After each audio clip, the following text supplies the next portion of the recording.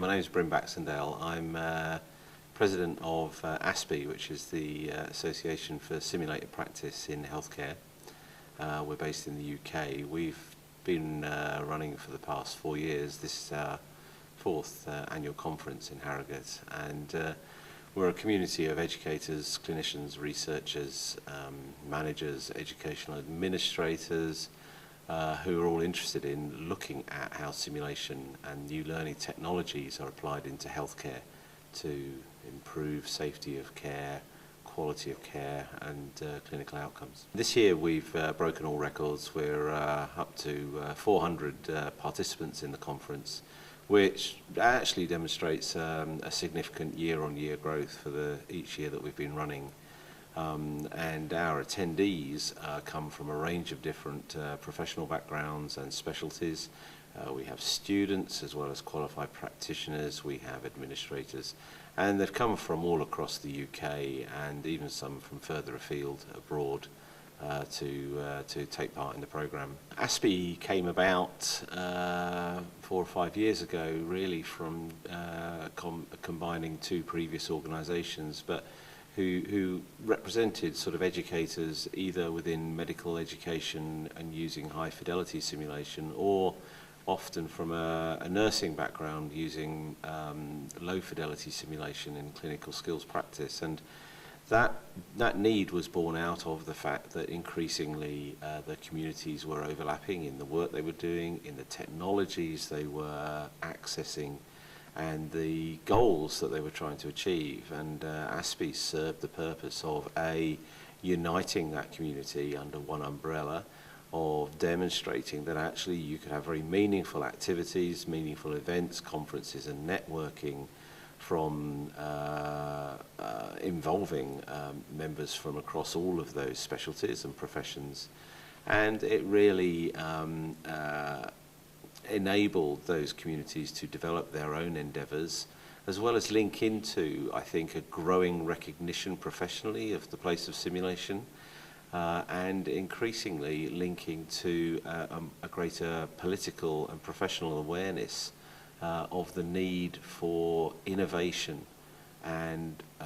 new ways of thinking about how to educate and develop the workforce, how to improve the quality of care. And simulation in its breadth of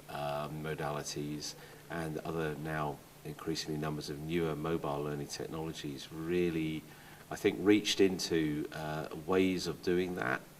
and making that accessible, making it educationally coherent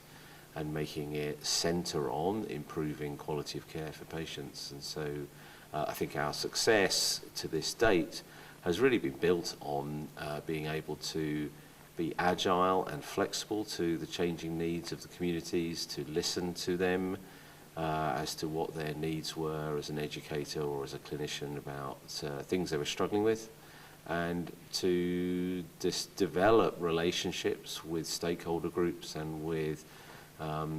relevant political sort of groups working on behalf of the government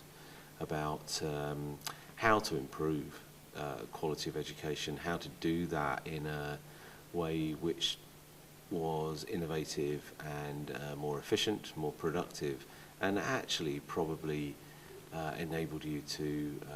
get to a better set of outcomes than perhaps we've been able to achieve previously. At the conference we're very proud to announce the launch of a new journal, which is the BMJ Simulation and Technology Enhanced Learning,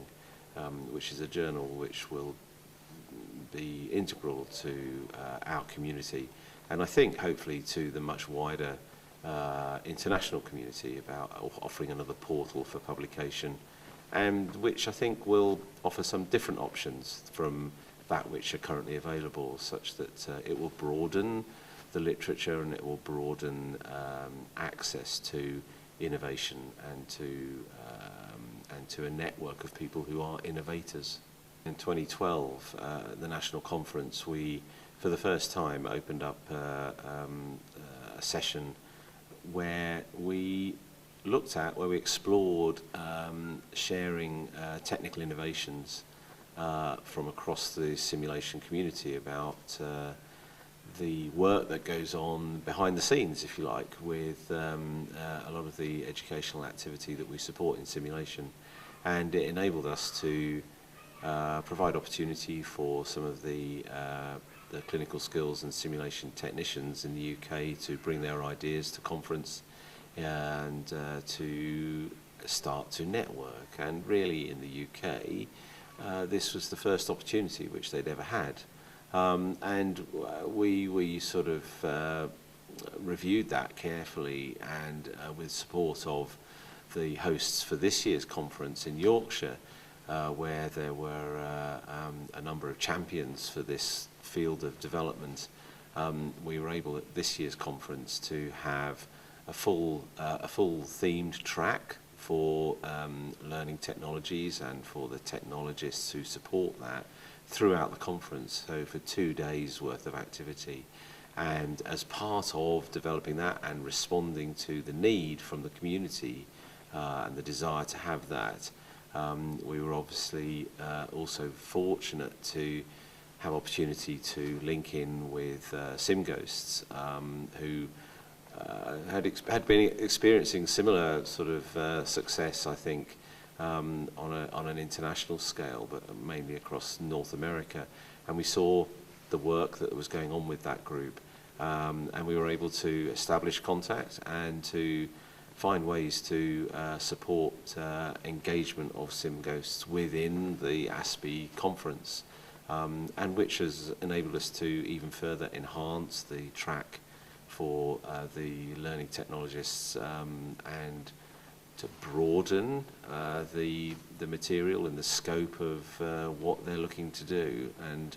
where they might get support to further develop their ideas. And for us, I think this is one of the fundamental and exciting developments for ASPiH and for the conference, and